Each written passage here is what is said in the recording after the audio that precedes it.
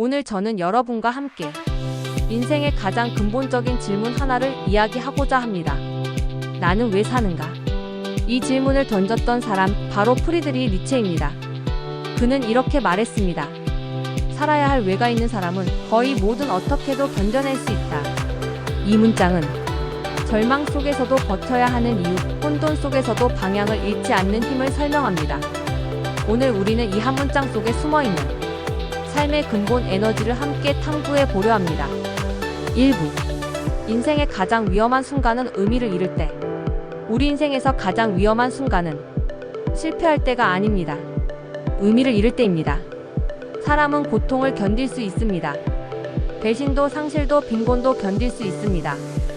하지만 왜 살아야 하는지를 모를 때 그 어떤 고통도 버틸 수 없습니다. 니체가 살던 시대는 전쟁과 절망, 정신적 혼란의 시대였습니다.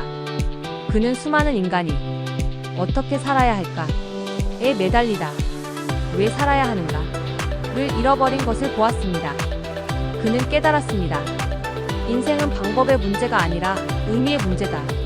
2부. 왜가 사라질 때 인간은 방향을 잃는다. 우리가 길을 잃는 이유는 지도가 없어서가 아닙니다. 어디로 가야 하는지 모르는 상태이기 때문이죠. 직장에서, 관계에서, 꿈을 좇는 여정에서 많은 사람들은 어떻게 잘할까에만 집중합니다. 더 빠르게, 더 효율적으로, 더 완벽하게. 하지만 어느 순간 그들은 지칩니다. 왜냐하면 왜 해야 하는지를 잃어버렸기 때문입니다.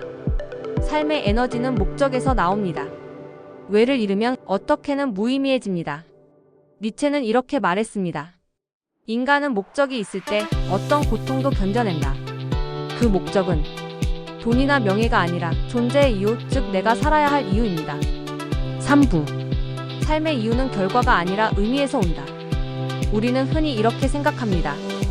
내가 성공하면 삶의 의미를 찾을 거야. 누군가 나를 인정해주면 가치가 생길 거야. 하지만 니체는 정반대로 말합니다. 의미가 결과를 만든다.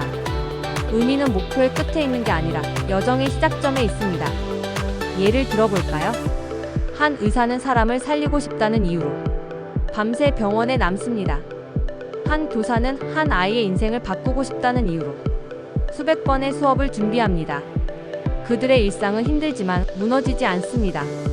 왜냐하면 그들은 왜가 분명하기 때문이죠. 반대로 이유 없이 성공을 좇는 사람은 결국 공허해집니다.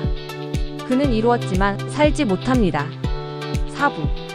왜를 잃은 세대. 오늘날 우리는 편리함의 시대에 살고 있습니다. 무엇이든 빠르게 얻을 수 있죠.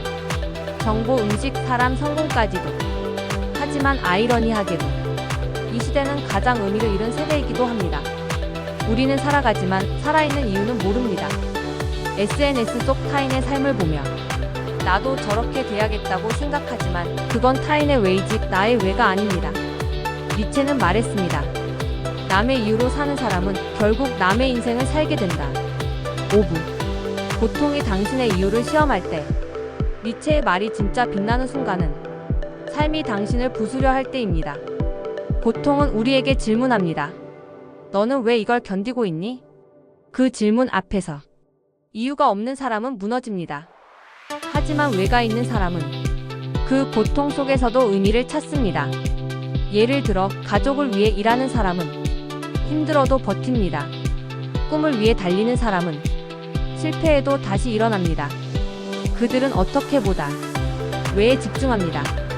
그게 인간의 회복력 리질리언스입니다. 6부. 인생의 의미는 발견되는 것이 아니라 창조되는 것이다. 많은 사람들이 내 삶의 의미를 찾고 싶다고 말합니다. 하지만 니체는 이렇게 반박합니다. 의미는 찾는 것이 아니라 만드는 것이다. 삶의 이유는 어디 숨어 있는 게 아닙니다. 당신이 만들어내는 것입니다. 작은 일이라도 좋습니다. 오늘 하루를 의미 있게 만들겠다는 결정, 그게 바로 삶의 이유의 시작입니다. 의미는 거창하지 않습니다. 하루를 진심으로 살고 누군가에게 선한 영향을 주고 내가 스스로에게 자랑스러운 선택을 할 때 그건 이미 이유 있는 삶입니다. 7부. 왜가 분명한 사람은 흔들리지 않는다. 삶의 폭풍이 몰아칠 때 왜가 있는 사람은 방향을 잃지 않습니다. 그는 상황에 끌려가지 않고 자신의 신념에 따라 움직입니다. 니체는 이렇게 말했습니다. 인간의 위대함은 고통 속에서도 자신이 선택한 이유를 버리지 않는 데 있다. 즉, 삶의 이유는 나침반입니다. 바람이 아무리 거세도 그 나침반이 있으면 길을 잃지 않습니다. 8구. 당신의 왜를 만드는 3가지 질문. 자, 이제 당신에게 묻겠습니다. 1. 내가 매일 하는 일의 이유는 무엇인가? 2. 그 이유는 남이 만든 것인가? 내가 만든 것인가? 3. 오늘 하루가 내 인생의 마지막이라면 나는 이 일을 계속할 것인가? 이 3가지 질문은 당신의 왜를 다시 불러오는 열쇠입니다. 9구. 삶의 의미는 거대한 사명에서 시작되지 않는다. 많은 사람들은 삶의 이유가 세상을 바꾸는 것처럼 거창해야 한다고 생각합니다. 하지만 그렇지 않습니다. 한 아이의 손을 잡아주는 순간, 한 문장을 진심으로 쓰는 순간, 한 번의 선택으로 누군가를 살리는 순간, 그게 바로 의미입니다. 의미는 대단한 일이 아니라 진심이 있는 일입니다. 10구. 인생의 마지막에 남는 것은 이유뿐이다. 니체는 말년의 시력을 잃고 정신적으로도 고통받았습니다. 그럼에도 그는 글을 멈추지 않았습니다. 그 이유는 단 하나, 나는 진리를 탐구하기 위해 태어났다. 그의 왜는 단단했습니다. 그것이 그를 버티게 했습니다. 우리도 마찬가지입니다. 삶의 끝에 남는 것은 돈도 지위도 아닙니다. 내가 왜 살았는가라는 대답뿐입니다. 오늘 강연을 마치며 니체의 말을 다시 들려드리고 싶습니다. 살아야 할 왜가 있는 사람은 거의 뭐든 어떻게도 견뎌낼 수 있다. 여러분, 삶이 무너질 것 같을 때 스스로에게 물어보세요. 나는 왜 이 길을 걷고 있는가? 그 이유가 진짜라면 당신은 어떤 폭풍 속에서도 버틸 수 있습니다. 삶은 당신에게 어떻게를 묻지 않습니다. 삶은 오직 하나의 질문만 던집니다. 너는 왜 살아가고 있는가?